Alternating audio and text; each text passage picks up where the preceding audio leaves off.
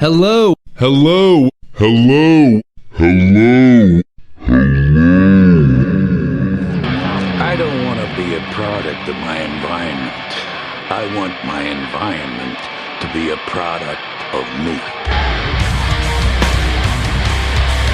Prestige Living Podcast. So with that, who do you want to be? Hello, welcome to Prestige Living. This is Jay O'Brien, and this is another segment of Be Bold.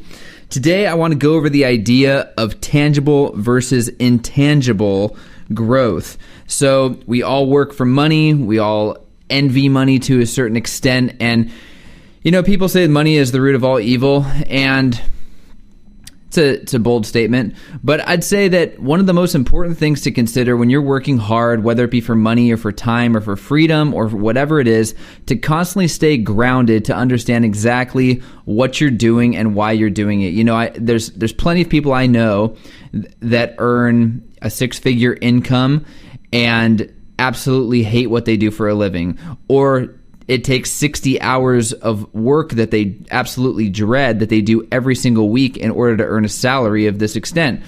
And at that point, you're not really enjoying your money. So, you know, it's great to have it, but really, I think people really strive for money because it buys freedom. So I always think about this, tangible versus intangible. You know, in 10 years, you're going to remember the trip you took far more than the car that you bought. And there's a Mexican fable that I wanted to read that really struck a chord with me. I read it back in Tim Ferriss's 4-Hour Workweek book that came out in 2007. And I think that it's just something I really wanted to share, and hopefully it's something you can connect with. And as it reads, it says, an American tourist was at the pier of a small coastal Mexican village when a small boat with just one fisherman docked. Inside the small boat were several large yellowfin tuna. The tourist complimented the Mexican on the quality of his fish and asked how long it took to catch them. The Mexican replied, only a little while. The tourist then asked, why didn't you stay out longer and catch more fish? The Mexican said, with this I have more than enough to support my family's needs. The tourist then asked, but what do you do with the rest of your time? The Mexican fisherman said, I sleep late, fish a little, play with my children, take siesta with my wife Maria, stroll into the village each evening where I sip wine and play guitar with my amigos. I have a full and busy life. The tourist scoffed at this and said, I can help you. You should spend more time fishing, and with the proceeds, buy a bigger boat. And with the proceeds from the bigger boat, you could buy several boats. Eventually, you'd have a fleet of fishing boats. Instead of selling your catch to a middleman, you'd sell directly to the processor, eventually opening your own cannery. You would control the product, the processing, and the distribution. You could leave this small coastal village and move to Mexico City, and then to Los Angeles, and eventually New York, where you could run your ever-expanding enterprise. So the Mexican fisherman asked, but how long will all this take? The tourist replied, 15 to 20 years maybe. But what then? Asked the Mexican. The tourist laughed and said, that's the best part. When the time is right, you would sell your company's stock to the public and become very rich. You would make millions.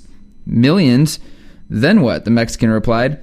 The American said, well, then you would retire. You'd move to a small coastal fishing village where you'd sleep late, fish a little, play with your kids, take siesta with your wife, stroll to the village in the evenings where you could sip wine and play your guitar with your amigos.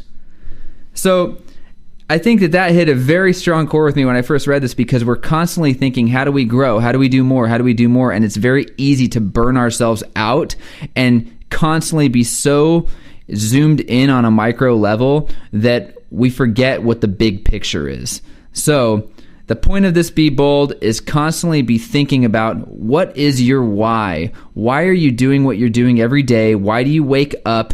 And at the end of the day, remember, this life is for living. You must enjoy every bit of it. And at the end of the day, like I always say, pause, reflect, be appreciative, and think to yourself, is this something I would voluntarily repeat again tomorrow? And if the answer is no, it's time to reevaluate.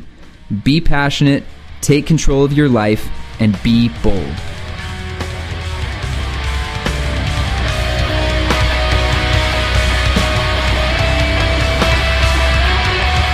Like to be on the Prestige Living Podcast, or know someone that would be a great guest, go to www.prestigelivingpodcast.com.